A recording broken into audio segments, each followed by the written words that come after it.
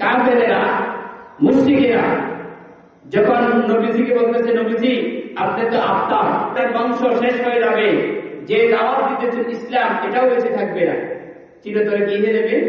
শেষ হয়ে যাবে। বলে না চিরতরে কি হয়ে যাবে? শেষ হয়ে যাবে। আপনি নির্বংশ, আপনি লেজ কাটা, আপনার যে ধর্ম প্রচার করতেছেন এটাও থাকবে না, আপনিও থাকবেন। এটার জবাবটা কে দিয়েছেন? বলেন সবাই, এটার জবাব কে দিয়েছেন? আল্লাহ রাব্বুল আলামিন পবিত্র কোরআনুল কারীমে সূরা কাউসারের শেষে তিনি বলতেছেন, ইন্না শানিআকা হুয়াল আবতার। আল্লাহু আকবার। বলতেছে নবীজি আপনাকে তারা নির্বংশ বলতেছে, লেজ কাটা, বরঞ্চ এরাই লেজ কাটা, এদের বংশই থাকবে না, আপনার বংশধরেরা আপনার ইসলাম যুগে যুগে থাকবে কিয়ামত পর্যন্ত। বলেন সুবহানাল্লাহ। নবীজি যে বলতেছে যে আপনি লেজ কাটা, আপনার নির্বংশ থাকবে না, মনে রাখেন আপনার এমন বংশধর হবে, আপনার এমন উম্মত হবে যারা জীবন দিকে কিন্তু পিছপা হবে না। বলেন সুবহানাল্লাহ। তারই একটা ঘটনা বলে আমি মূল আলোচনায় চলে যাব।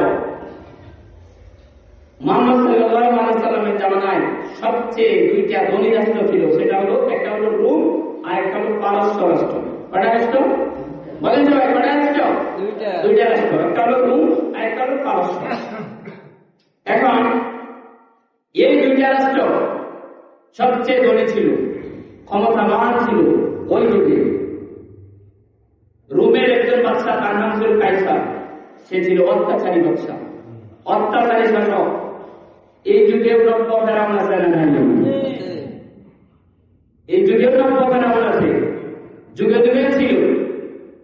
বলুন তো ফেরাউন জান্নাতি না জাহান্নামী? আর ফেরাউনের কাছে যারা অত্যাচারিত হয়েছে তাদেরকে মাফ করে জান্নাতি নসিব করে দিবেন কে? সম্মানিত হাজির, কথা খেয়াল করেন। এই রোমের বাদশার নাম হচ্ছে কাইসার, অত্যাচারী বাদশা। এখন মুসলমানের সাথে একটা যুদ্ধ হল। যুদ্ধের ভিতরে এই রোমের যে কাইসার, সেই শাসকের বাহিনী বিজয় করেছে। মুসলমানের কিছু সাহাবী গ্রেফতার করা হলো, মুসলমানের সাহাবীকে কিছু গ্রেফতার করা হলো। তার ভিতরে একজন সাহাবীর নাম হচ্ছে আব্দুল্লাহ ইবনে হুযায়ফা। তখন যখন গ্রেফতার করে নিয়ে গেছে, এখন বলতেছে যে শুনেছি মুসলমানেরা নাকি নারী লোভী হয়। তখন বলতেছে যে নারী লোভী হয়, এই জন্য আমাদের ধর্মে ইসলাম ত্যাগ করার জন্য যা করা দরকার তাই করব। আব্দুল্লাহ ইবনে হুযায়ফাকে বলতেছে আমার রাষ্ট্রের ভিতরে 16 বছরের যুবতী যা আছে তার ভিতরে একটা সুন্দরী এনে আব্দুল্লাহ ইবনে হুযায়ফার সামনে উলঙ্গ করে ছেড়ে দেওয়া হবে। বলে নাউযুবিল্লাহ। আব্দুল্লাহ ইবনে রাদিয়াল্লাহু তাআলা আনহু তিনি জেলখানার ভিতরে বসে কোরআনের তেলাওয়াত করতেছে। বলেন সুবহানাল্লাহ। আল্লাহর কি কারিশমা, আল্লাহর কি মেহেরবানি। যখন ওই উলঙ্গ নারীরা আব্দুল্লাহ ইবনে হুযায়ফার কাছাকাছি এসেছে, আব্দুল্লাহ ইবনে হুযায়ফা তার অন্তর চক্ষু দিয়ে একবার তাকানোর কারণে সাথে সাথেই ওই নারীটা কোরআনের হাফেজ হয়েছে। বলেন সুবহানাল্লাহ। আব্দুল্লাহ ইবনে হুযায়ফার কাছে ওই নারীটা ফেলতে গেল, বলতেছে আব্দুল্লাহ ইবনে হুযায়ফা কি কেমন তেলাওয়াত করলা, যে তেলাওয়াতের কারণে আমি আব্দুল্লাহ ইবনে হুযায়ফার তেলাওয়াত শুনে আমি কোরআনে হাফেজ হয়ে গেছি। আমি আব্দুল্লাহ ইবনে হুযায়ফার বিপক্ষে যাব না, আমি তার পক্ষ লড়ব। বলেন সুবহানাল্লাহ। আব্দুল্লাহ ইবনে হুযায়ফা রাদিয়াল্লাহু তাআলা আনহু যখন অনেক নারী যখন চেষ্টা করছিল এরকম ভাবে বাঁচানোর জন্য, আব্দুল্লাহ ইবনে হুযায়ফা দেখতেছে না কাজ হবে না। বাদশার যখন বলতেছে কাইসার, তখন বলতেছে বুঝছি এভাবে হবে না। তখন তার রাষ্ট্রের ভিতরে যত বাহিনী আসছিল তার ভিতরে বড় বড় বাহিনীকে বলা হলো, ও বাহিনী তোমরা শোনা, সেনাবাহিনী যারা আছো তোমরা কি করো, তেলের ভিতরে গরম গরম ফুটান্ত টপ টপ যখন করবে ওই তেলের ভিতরে আব্দুল্লাহ ইবনে হুযায়ফাকে যদি ছেড়ে দেয় তাহলে কি হবে? হয় সে ইসলাম ত্যাগ করবে, না হয় আব্দুল্লাহ ইবনে শহীদ হয়ে যাবে, মরে যাবে। এরকম ভাবে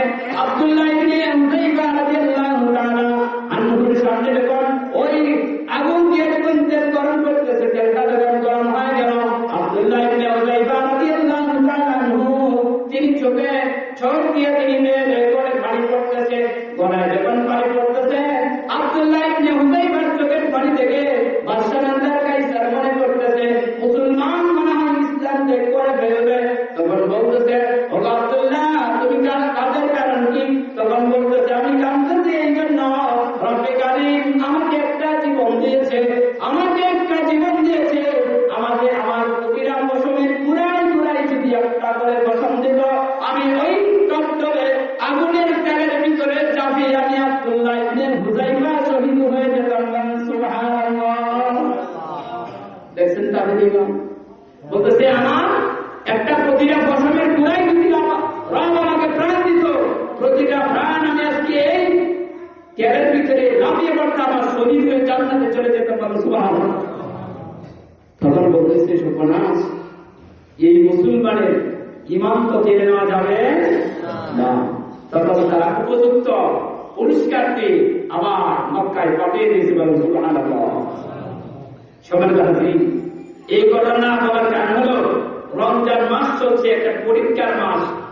যে আব্দুল্লাহ ইবনে হুযাইফা এই আগুনের জ্বলন্ত তেলের সামনে সে ইমানের পরিচয় দিয়েছে, শহীদ হওয়ার জন্য প্রস্তুতি রয়েছে।